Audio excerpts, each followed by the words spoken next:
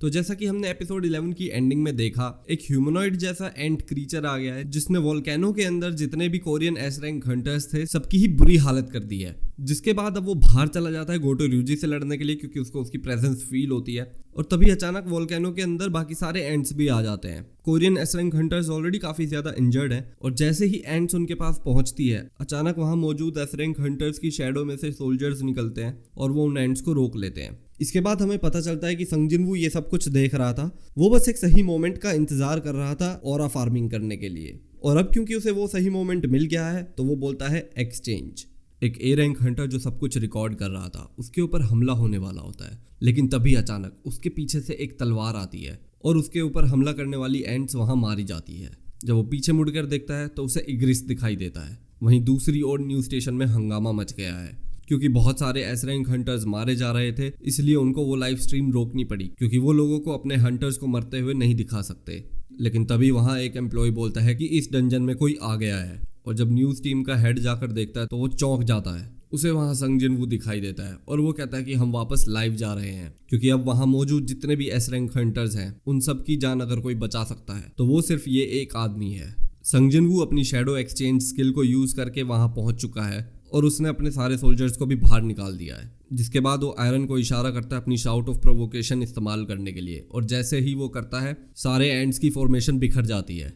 और अब इग्रिस खुद एक एस रैंक हंटर के बराबर पावरफुल बन चुका है, तो वो बहुत इजीली वहां पर मौजूद जितने भी हाई रैंकिंग एंड्स हैं उन सबको मार रहा है। इसके बाद संग जिन-वू सबको इकट्ठा होने के लिए बोलता है और अपना हीलिंग पोशन निकाल के एक एक करके सबको पिला देता है, जिसके बाद इंस्टेंटली वो सारे एस रैंक हंटर्स हील हो जाते हैं। लेकिन चाहे इनकी कंडीशन कुछ ज्यादा ही खराब है और वो उसको अपने हीलिंग पोशन से हील नहीं कर सकता। चाहे इन धीरे धीरे कमजोर पड़ती जा रही है। संग जिन-वू मा डोंगवुक को बोलता है कि यहाँ पर हमारा काम ऑलमोस्ट खत्म हो गया है, तो हमें यहाँ से जल्दी निकलना चाहिए इससे पहले कि यहाँ पर और एंड्स आ जाएं। और तभी अचानक संग जिन-वू को एक भयानक प्रेजेंस फील होती है। 2 पैरों पर चलने वाला वो खतरनाक एंट मॉन्स्टर वहां पहुंच चुका है और वो बोलता है कि तुम्हारा किंग बाहर नहीं था, जिसका मतलब है कि वो ऑलरेडी गोटो ryuji को खत्म कर चुका है। और वो आकर पूछता है कि क्या यहाँ पर कोई और है जिसे तुम अपना किंग मानते हो। बेक यूनो और मा डोंगवुक उस मॉन्स्टर को देखकर घबरा जाते हैं और वो उस एंड मॉन्स्टर की तरफ बढ़ने लगता है। जिसके बाद वो एंड मॉन्स्टर संग जिन-वू से पूछता है कि क्या तुम इंसानों के किंग हो।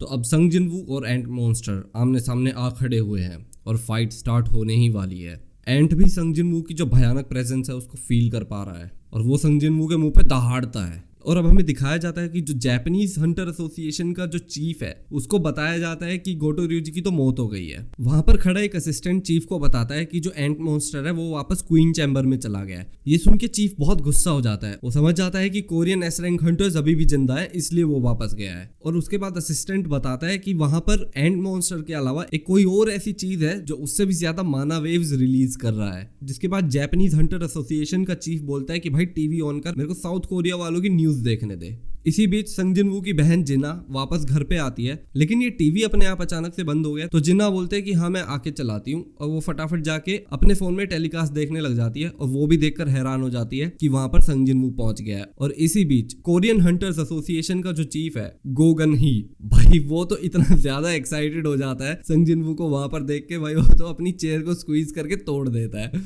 अब यहाँ पर हम देखते हैं भाई फाइट हो चुकी है शुरू, और एंट उठाता है पहला कदम और जड़ देता है संग जिन-वू के मुंह पे एक धमाकेदार घूसा। ये देखकर पूरा ठेला लाल बोलता है कि संग जिन-वू तो एक मेज है, वो क्लोज रेंज की फाइटिंग क्यों कर रहा है, उसको तो अपने एनिमी से दूर रहना चाहिए। और संग जिन-वू के मुंह पे तो घूसा पड़ गया है और वहां से जैसे ही स्मोक क्लियर होता है सब देखकर हैरान हो जाते हैं कि संग जिन-वू अभी भी वहीं खड़ा है अनहार्म्ड। उसके बाद संग जिन-वू अपनी कमांडर्स टच एक्टिवेट करता है और वो एंट को अपनी स्किल से उसके घुटनों पे ले आता है और फिर बजाता है उसके मुंह पे खिंचा के घूसा। और भाई ये देखकर तो मा डोंगसू और वो जो ए रैंक रिपोर्टर था, दोनों के तोते उड़ जाते हैं कि ये क्या चीज है। जो मा डोंगसुक है वो तो बाकी दोनों हंटर से पूछता भी है कि भाई तुम्हें पक्का पता है कि संग जिन-वू एक मेज टाइप हंटर है, क्योंकि कोई भी मेज टाइप हंटर आज तक इतना ज्यादा पावरफुल तो नहीं था। एंट मॉन्स्टर वापस संग जिन-वू की तरफ पर हमला करती है। वो अपने लेफ्ट हैंड से अपने आप को डिफेंड करता है और फिर वापस एक राइट हैंड से उसको एक जैब दे देता है और भाई दोनों की तगड़ी भिड़ंत शुरू हो जाती है। वहां पर इतने हाई लेवल में माना वेव्स रिलीज होने लग जाते हैं कि एक ए रैंक हंटर तो सीधा खड़ा ही नहीं रह पाता।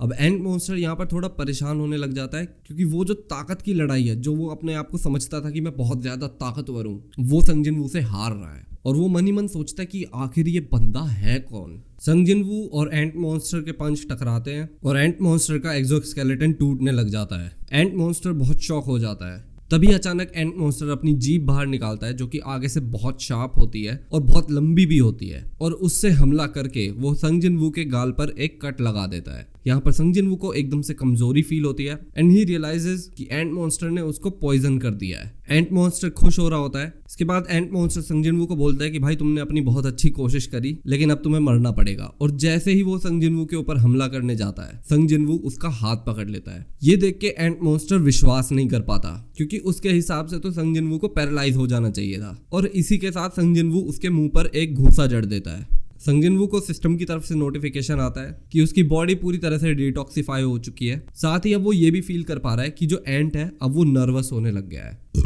संग जिनवू ने सोच लिया है कि उसे फाइट जल्दी से खत्म करनी पड़ेगी। वो फिर से एंट मॉन्स्टर की तरफ डैश करता है, लेकिन एंट मॉन्स्टर वहां से एकदम से गायब हो जाता है और संग जिनवू देखता है कि एंट मॉन्स्टर हवा में उड़ रहा है। उसके पास बस अब एक टेक्निक बची है जो उसकी खासियत है, वो है स्पीड। तो अपनी स्पीड को बढ़ाने के लिए वो एंट मॉन्स्टर अपनी बॉडी को श्रिंक कर लेता है, जिससे उसका एक्सोस्केलेटन भी और ज्यादा हार्ड हो जाता है। और अब एंट मॉन्स्टर के अंदर एक नया ही कॉन्फिडेंस आ गया है। संग जिनवू ने भी अपने डैगर्स निकाल लिए हैं। संग जिनवू उसके पीछे से आता है और उस पर हमला करता है। एंट उसके हमले को अपने नेल से रोक लेता है और काउंटर करता है, और यहाँ पर दोनों की बराबर वाली फाइट शुरू हो जाती है। और एंट मॉन्स्टर अभी भी दुखी है कि ये बंदा सिर्फ मेरे जितना तेज ही नहीं है, ये धीरे धीरे और ज्यादा फास्ट अपनी स्पीड को बढ़ाते जा रहा है। और संग जिनवू को भी लगता है कि ये एंट मॉन्स्टर शायद डीमन किंग जिससे वो लड़ा था उससे भी ज्यादा पावरफुल है। लेकिन डीमन किंग को हराने के बाद संग जिनवू का भी लेवल अप हो गया है, और साथ ही साथ उसे बहुत अच्छे डैगर्स भी मिल गए हैं। और इसके अलावा संग जिनवू ने इस एंट को अच्छा खासा डैमेज भी दे दिया है, तो उसे अपने आप पे पूरा कॉन्फिडेंस है। यहाँ पर दोनों की बढ़िया क्लैश चल रही होती है। संग जिनवू अपने क्रिटिकल अटैक की स्किल को एक्टिवेट करता है और वो उस एंट मॉन्स्टर की दही में मसाला भर देता है। तभी संग जिनवू को एक नोटिफिकेशन आती है कि उसकी क्रिटिकल अटैक वाली स्किल अब फुली अपग्रेड हो चुकी है और वो म्यूटिलेट बन चुकी है। और संग जिनवू अपनी नई स्किल उसके ऊपर यूज कर देता है। संग जिनवू खुद भी अपनी नई स्किल से काफी इंप्रेस्ड है। लगातार इतने अटैक करने के बाद एंट मॉन्स्टर का हाथ अलग हो जाता है और एंट मॉन्स्टर सोचता है कि क्या मेरे पास कोई भी एक ऐसी चीज नहीं है जिसकी मदद से मैं इस बंदे को हरा सकूं। लेकिन फिर उसे याद आता है कि हाँ मेरे पास है, और वो तेज दहाड़ कर आसपास के जितने भी एंट मॉन्स्टर्स थे सबको वहां पर समन कर लेता है। संग जिनवू के शैडो सोल्जर्स बाहर आने लग जाते हैं और उसकी पूरी शैडो आर्मी अब एंट मॉन्स्टर के साथ भिड़ जाती है। तो अब दोनों ग्रुप्स की बढ़िया लड़ाई शुरू हो जाती है। और तभी संग जिनवू बोलता है आगे आओ, और बाहर आ जाता है टस्क और इतना जबरदस्त धमाका करता है कि वो वोल्केनो के आर पार चला जाता है। और ऑब्वियसली वहां पर खड़े एस रैंक हंटर सब शॉक हो जाते हैं और उन्हें लगता है कि ये क्या, ये एक समन्ड बीस्ट है। ये तो कोई बीस्ट नहीं बल्कि ऐसा लग रहा है कि साक्षात डेविल जी यहाँ पर आ गए हैं। और अब वहां पर मौजूद सभी एंट्स एक ही झटके में खत्म हो गए हैं। बस एक एंट बचा है और वो है अपना एंट मॉन्स्टर, और वो बस विश्वास ही नहीं कर पा रहा है इस बात पे। और उसके बाद ये सोचता है कि बस अब मुझे यहाँ से भाग लेना चाहिए। जिंदा रहने का बस एक ही तरीका है, मुझे भागना पड़ेगा। वो ब्योंगू की हीलिंग यूज करता है अपने ऊपर और वहां से भागना शुरू कर देता है। तो जब वो भागने की कोशिश कर रहा होता है, संग जिनवू अपनी कमांडर्स टच का इस्तेमाल करके उसको वापस जमीन पर ले आता है और पूरा अच्छे से उसको बूब की तरह स्क्वीज करके उसका दूध निकाल देता है। बट ये सब होने के बावजूद भी वो एंड फिर से अपने पैरों पर भागने की कोशिश करता है, लेकिन संग जिनवू वहां से डैश करके म्यूटिलेट स्किल का इस्तेमाल करता है और उस एंट को वहीं पर खत्म कर देता है। उसे भी नोटिफिकेशन आ जाती है कि एनिमी को डिफीट कर दिया गया है और उसका 2 बार लेवल अप हो जाता है। इसके बाद बेक्यूनो संग जिनवू को बुलाता है और कहता है कि चाहे इनकी हालत बहुत ज्यादा खराब हो गई है। और संग जिनवू उसकी हालत देखकर काफी दुखी हो जाता है और वो सोच रहा होता है कि बस मैं कैसे हील करूं, या तो कोई आसपास हीलर हो या फिर मैं अपने ड्रैगन काइजल की बैक पर चाहे इनको लेकर उड़ जाता हूं। लेकिन इसकी हालत देखकर लगता है कि ये तो बीच रास्ते में ही मर जाएगी। मैं अपनी शैडो स्किल एक्सचेंज भी यूज नहीं कर सकता क्योंकि वो स्किल यूज करके तो मैं यहाँ पर आया था, और साथ ही साथ मैंने किसी और बंदे के साथ शैडो स्किल यूज करने का ट्राई भी नहीं किया है, तो मुझे पता नहीं वो कैसे काम करेगा। और फिर अचानक उसे एक चीज याद आती है। तो भाई एपिसोड को निकले ज़्यादा देर तो नहीं हुई है, 10 बजे निकला था एपिसोड और अभी 2:15 हो रहे हैं रात के, और मेरे को फीवर भी हो गया है।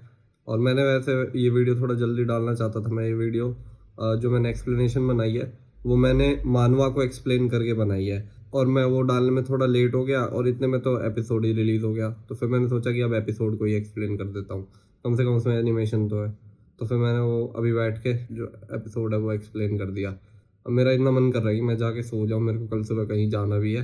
मेरे को ये काम पसंद है इसलिए कर रहा हूँ, मेरे को किसी ने बोला नहीं है करने के लिए, सो मैं कंप्लेन नहीं कर रहा हूँ। मैं बस ये बताना चाहता था कि आगे की वीडियो भी मेरे पास मतलब आगे का एक्सप्लेनेशन भी मेरे पास रखा हुआ है, बट उसको अपलोड करने में शायद मेरे को 1-2 दिन लग सकते हैं, क्योंकि मेरी तबीयत थोड़ी ख़राब हो गई है। और मैं कल तो पूरा दिन सोऊंगा भाई, अपना सुबह का काम ख़त्म करके, मतलब 12-1 बजे तक शायद वो जो काम पे जाऊंगा तो वो ख़त्म हो जाएगा, उसके बाद भाई मैं सो जाऊंगा। आई होप ये वीडियो आप लोगों को अच्छी लगी, और अगर आपने एंड तक देखा है तो thank you for watching, peace out.